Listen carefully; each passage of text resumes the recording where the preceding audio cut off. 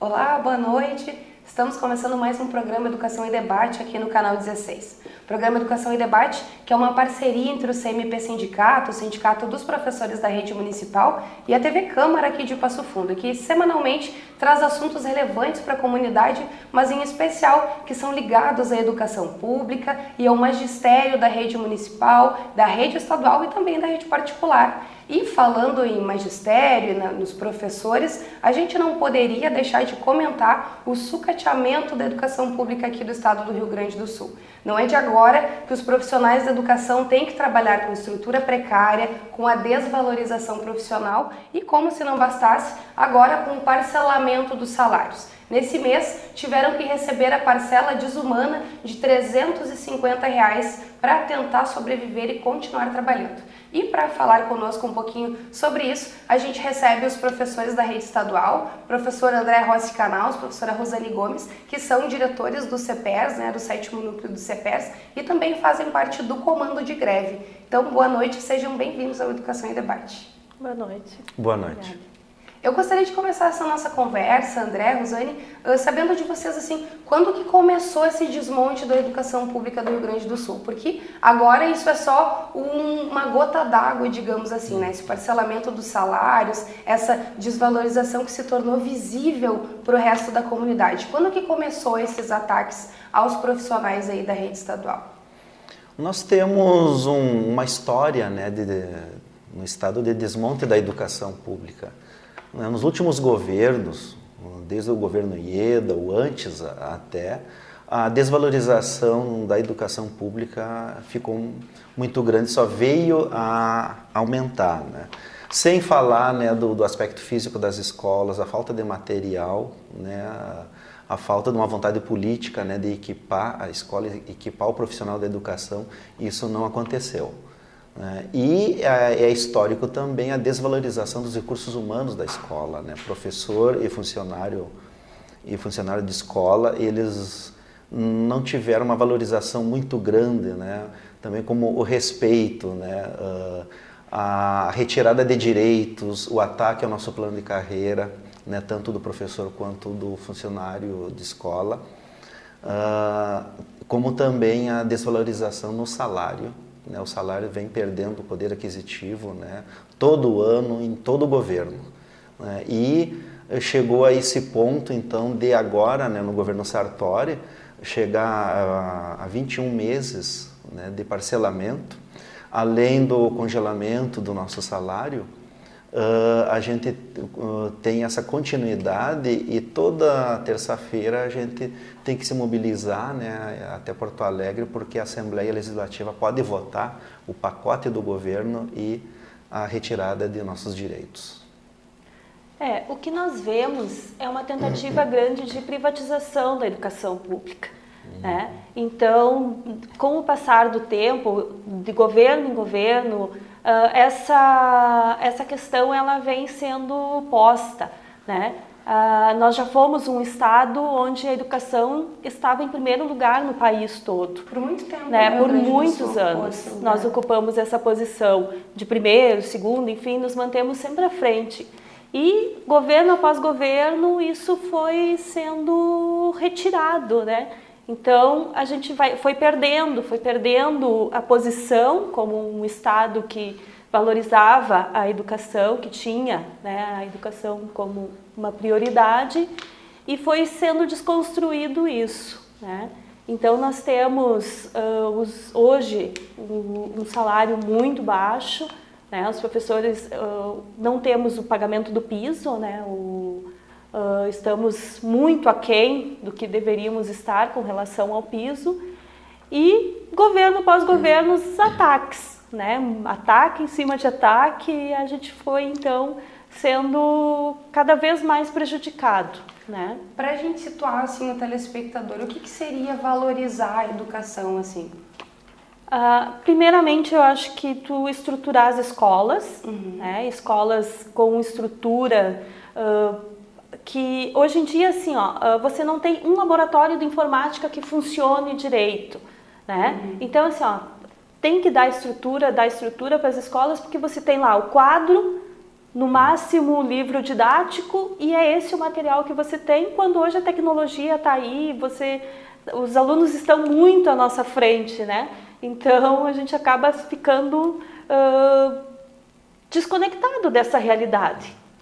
Nós ficamos muito fora disso. É como se passasse a ser defasado. Exato. A valorização do professor, eu acho também, passa pelo pagamento do salário, pelo pagamento do piso nacional do professor, e lembrando que a lei do piso, ela prevê também uma valorização através da formação.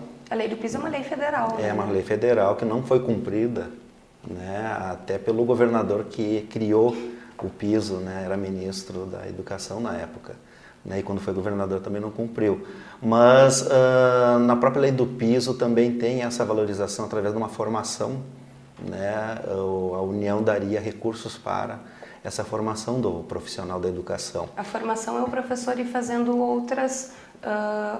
estudando atualizando, fazendo aí mestrado, doutorado, isso, especializações, que acaba interferindo na qualidade da educação. E também num terço de hora atividade, dando mais espaço, né, diminuindo a regência de classe do professor, né, menos sala de aula, para ele ter tempo também de fazer essa formação, né, na própria escola, poderia ser, né, e isso passa também, e isso também não é cumprido hoje, né. Todas as leis da educação hoje não são cumpridas, né? Um terço de hora atividade diminui a regência de classe do professor, né? Que numa carga horária de 20 horas seria só 13 períodos semanais, né? Seria um turno e meio, né, de hora atividade, né? Então isso também que já é para o professor também trabalhar, ter correção, né? Preparação das suas aulas, né? Ter mais tempo de preparar suas aulas, né?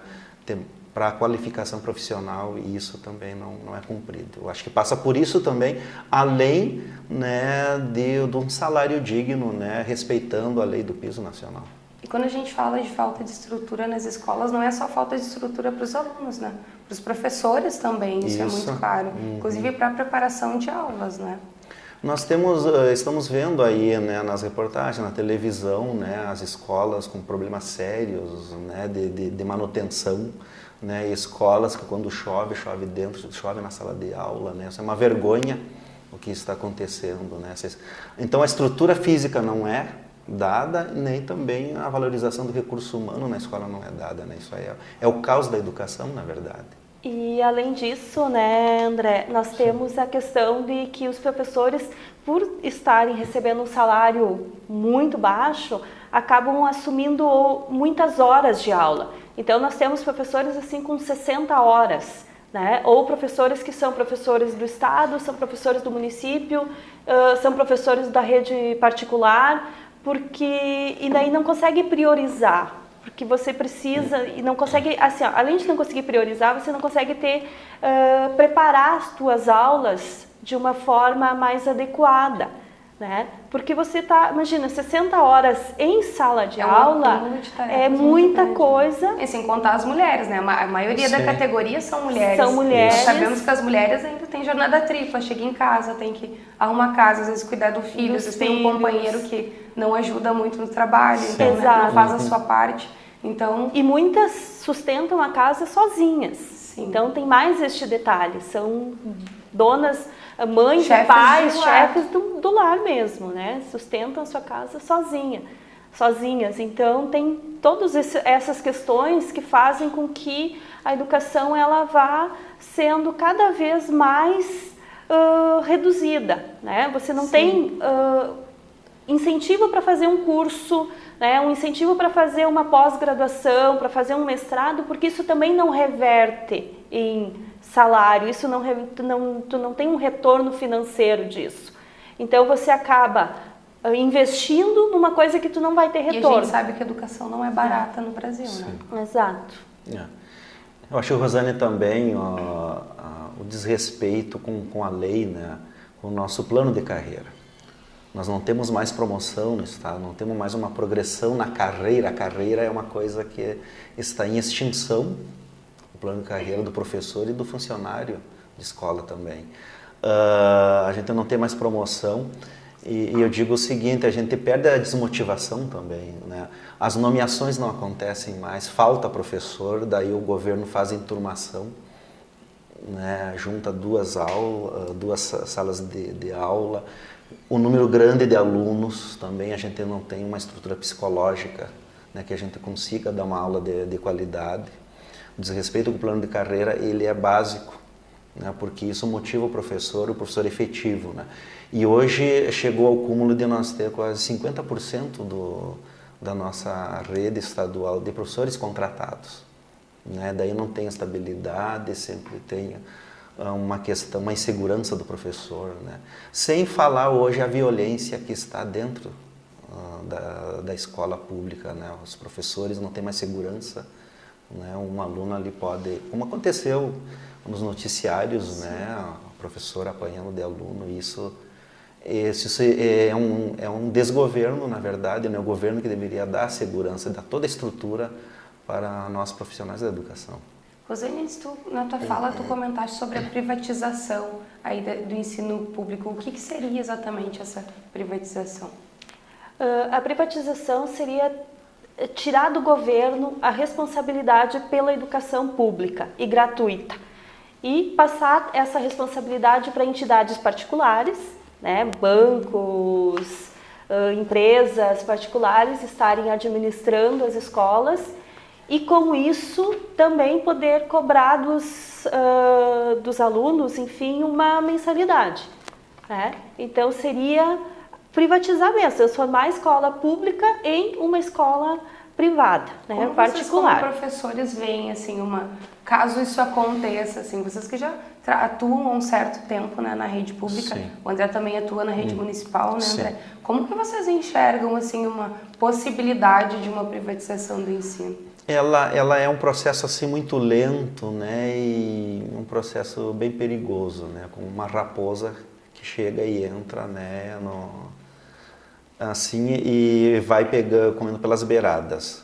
Por exemplo, a gente vê essas instituições, né, fazendo campanhas, né, entrando na escola, né, Instituto Ayrton Senna como exemplo. Isso já é um início de privatização, né. Seria dado então, como a Rosane falou, né, toda a responsabilidade daí por uma empresa, por um instituto, Itaú, por exemplo, Unibanco, né, seriam os gerenciadores da educação, né, e isso tira daí toda a questão, assim, daí a sugestão, entra com um projeto de uma instituição para dentro da escola, né, e dá aquela ilusão que é melhor, esquece, né? Deixam de existir daí. E isso é devido também à questão da educação hoje, que ela é dividida, né, em escola pública e escola privada. E a ilusão também que muitas vezes a escola privada pode ser boa, mas não é generalizante. Sim. Também, né? Então dá aquela ideia assim, ó, que se não é mais do governo, então ela é melhor. E o professor irá ganhar mais, né? Então isso que não acontece. Eu acho que é uma questão de essas terceirizações hoje, por exemplo, no setor da merenda. Sim. As terceirizações é um início de privatização também da escola pública. Eu acho bastante preocupante isso. É muito preocupante, porque você tira do filho do trabalhador, né, de quem realmente necessita da escola pública, então tu tira a possibilidade deles estarem dentro das escolas, né? A gente sabe assim, ó, que países como a Alemanha, Japão, enfim, que passaram pela Segunda Guerra e, né, passaram por uma guerra, eles se reergueram e são as potências que são hoje. Por quê? Porque investiram em educação, né? Investiram em educação. Então, no momento em que você não faz isso, o país também não se desenvolve. Todas as transformações sociais, todas as transformações que irão acontecer no país, elas só irão acontecer se houver investimento em educação, né? Os nossos alunos tinham que estar em escola em turno integral, né? Com atividades de aprendizagem, enfim, né, didáticas, enfim, durante um período, e no outro período eles terem outras atividades. Né? Que é assim que funcionam em outros países, em países que se desenvolveram, né, a partir desse incentivo, dessa prioridade à educação. E a gente não vê isso aqui no Brasil. Né? Se a sociedade tem investimento na educação, o progresso ele é total, né? Ele vai automaticamente ele vai estar investindo na ciência, na tecnologia, no desenvolvimento econômico, político, social, né? Então isso em todos os setores, né? A base está na educação, né? Na aquisição de conhecimento hoje. Os melhores empregos hoje é aqueles que exige um pouco de conhecimento, né, de um nível de escolaridade elevado. Tá certo, André, Rosane, vou pedir licença para vocês. A gente vai para um breve intervalinho, em seguida volta com mais educação e debate hoje, falando sobre o sucateamento da educação pública do Rio Grande do Sul. Até mais!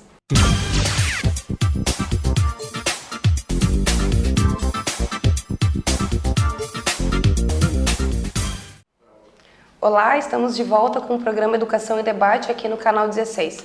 Programa Educação e Debate, que é uma parceria entre o CMP Sindicato, Sindicato dos Professores da Rede Municipal aqui de Passo Fundo, e a TV Câmara, e que nessa semana fala um pouquinho sobre o sucateamento da educação aqui no estado do Rio Grande do Sul. A gente recebe o André Rossi Canal, também a professora Rosane Gomes, para falar um pouquinho para a gente sobre como que está essa situação dos professores da rede estadual. Para a gente retomar esse bloco, eu queria saber de vocês, André, Rosane, como que é, como trabalhador, você acordar um dia, esperar receber o seu salário e se deparar com R$350 na conta, tendo um mês inteiro pela frente?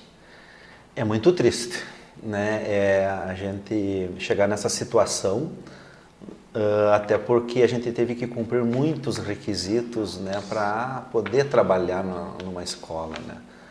Estudar muito, fazer faculdade, concorrer com outros professores, né, no concurso público, e continuar se atualizando. É uma responsabilidade muito grande a educação. E chegar nessa situação de a gente não conseguir, né, ter dinheiro para o transporte, colegas não têm dinheiro para ir para a escola, poder trabalhar, economizar na alimentação, né, nas questões pessoais da gente não conseguir pagar as contas, né? E ainda quando recebe o restante do salário, a gente notar que o banco pegou boa parte em juros. E eu acho essa situação, na verdade, ela é humilhante para a gente. Humilhante para o professor, para o funcionário de escola, né? Chegar nessa situação é uma agressão muito grande do governo, um ataque muito grande à educação pública, que é um setor primordial de qualquer sociedade, de qualquer país, de qualquer estado. Nós estamos há 21 meses já nessa situação. Na verdade, desde o início do governo Sartori. Nós tivemos o parcelamento, ele veio desde o início, no que o governo assumiu. Ele já começou, então, já iniciou com esses ataques ao funcionalismo público, né? Então, não somos só nós professores, e todo funcionário público que está nessa situação. E ela só veio piorando, porque no início ela não nos atingia, porque o nosso salário ele é tão pequeno que as parcelas elas acabavam não nos atingindo diretamente, né? Mas aí, com o passar, a gente sempre dizia, olha, essa situação vai piorar. Nós ainda vamos chegar num momento em que isso vai se tornar muito pior.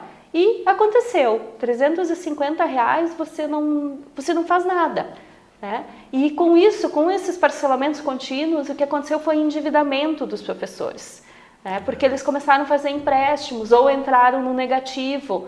E aí você não consegue mais, isso vira uma bola de neve e esses R$350... para muitos, nem cai na conta. Nem caiu na conta. Assim como entrou, o juro já, né, foi... automaticamente já pegou esse dinheiro, né? Então, muitas pessoas dizem assim, mas vocês estão recebendo o salário integral. A gente até recebe, até o final do parcelamento a gente recebe o salário integral. Só que boa parte desse salário integral, ou ele fica em juros no banco, ou ele fica em juros nas outras contas que você tem, porque as contas elas não vencem dia 15, elas vencem dia 5, no máximo dia 10. E o governo está nos pagando até a metade do mês ou mais. Então a gente está pagando juro, né? Então, o nosso salário ele já está assim, ó, nós não temos nenhum tipo de reajuste desde 2014. Aí a gente pensa assim, a gasolina subiu, só essa semana subiu 2 vezes, né? O gás de cozinha, todas as outras coisas. Então, assim, ó, se a gente for somar, nós já estamos recebendo menos do que nós temos para pagar ou do que nós gastamos mensalmente, né? E os R$350 foi uma afronta, assim, foi o auge. A partir disso, o que mais virá? Né? Não tem mais, assim, nós vamos esperar o quê? Vamos esperar as folhas acavalarem? Juntar uma folha na outra e aí a gente não receber nada no final do mês? E a gente corre esse risco, né, esse mês, né, porque a gente está recebendo parcelado aquilo que a gente trabalhou no mês passado. Depois dos R$350 foi feita a divulgação de que mais parcelas seriam depositadas. Mas esse valor, então, ele corresponde ao mês que já passou. Isso, o mês Sim, de agosto. É o que a gente trabalha, né, antes e recebe depois, né? Então isso, e se esse parcelamento ele vai se alargando, quando vê já está na hora de receber o outro mês, né? Então de se encontrar as duas folhas, né? Isso é o cúmulo que pode acontecer, né? E ainda saber que a gente não recebeu todo o 13º do ano passado. Isso está sendo o 13º de 2016. Isso, exatamente. Ele vai pagar em 12 parcelas, ele só vai terminar de pagar em novembro. Né, então os 13º vão acavalar. Também vão acavalar. Né? Porque teoricamente já a primeira parcela do 13º já deveria estar sendo feita, né? Sim, né, na metade do ano já recebeu uma parcela, né, pela lei. Sim. Isso nunca aconteceu. Né? Então, e ainda saber, né, que o nosso salário não tem reposição nenhuma, né? Nós estamos com o salário congelado até 2020, na verdade. O ano que vem, quando entrar outro governador, ele não vai ter proposta nenhuma, né, de reposição. Né? Então, é uma das reivindicações da nossa greve que nós entramos agora. Né? Exato. Eu até já ia perguntar para vocês, assim, depois dessa parcela de R$350, então aconteceu uma assembleia da categoria, alguma reunião da categoria dos professores do Estado para deflagrar a greve, uma greve por tempo indeterminado, né? Isso, o CPERGS, ele funciona em várias instâncias, né? Então foi realizada uma assembleia regional, depois a assembleia estadual, e a assembleia estadual então definiu pelo início da greve por tempo indeterminado, né?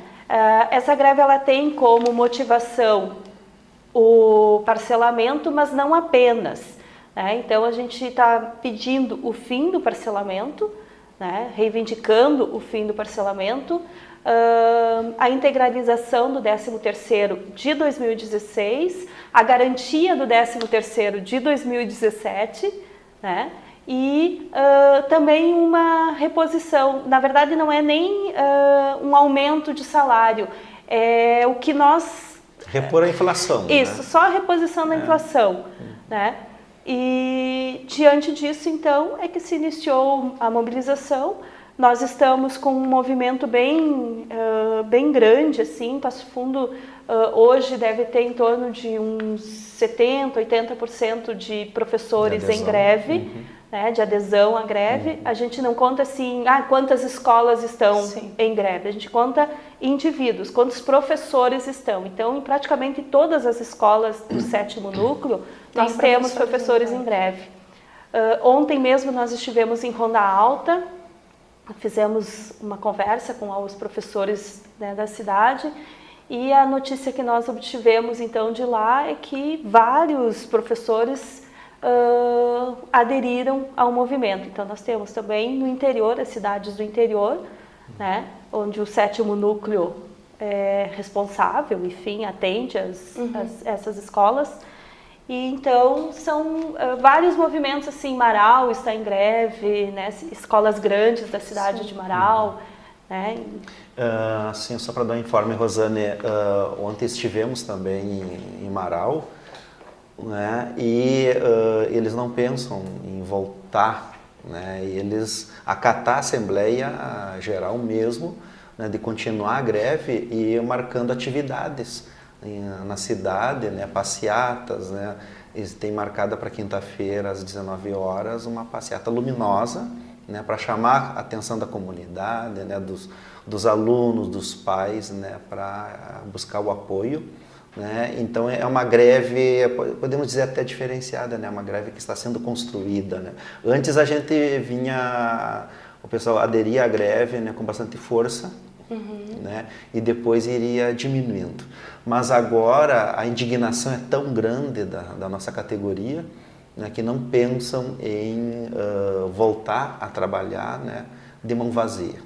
Ele não vai, a gente só vai terminar a greve, né, com o decreto de uma Assembleia Geral em Porto Alegre, que vai dizer: agora nós temos garantia de que não vai ter mais parcelamento, nosso salário vai ser integralizado todos os meses, nós vamos receber todo o 13º, né, antes de dezembro, né, do ano passado, e uma negociação de um índice de reposição salarial.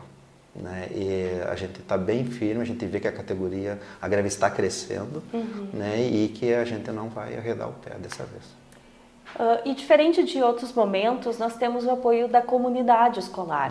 Né? E isso é importante, porque muitas vezes os professores ficavam em dúvida entre fazer a greve ou não, pensando nos alunos e também no que isso reflete, porque muitas vezes os pais, os alunos, a sociedade no geral se coloca contra a mobilização. Né? E desta vez a gente percebe que isso não está acontecendo. Né? Ao contrário, eles dizem: vocês têm mesmo que fazer essa mobilização, vocês têm mesmo que fazer a greve, porque a afronta foi muito grande. Né? Os R$350 significa que é quase uma esmola, dizer assim: olha, não tem, vocês vão se virar com isso.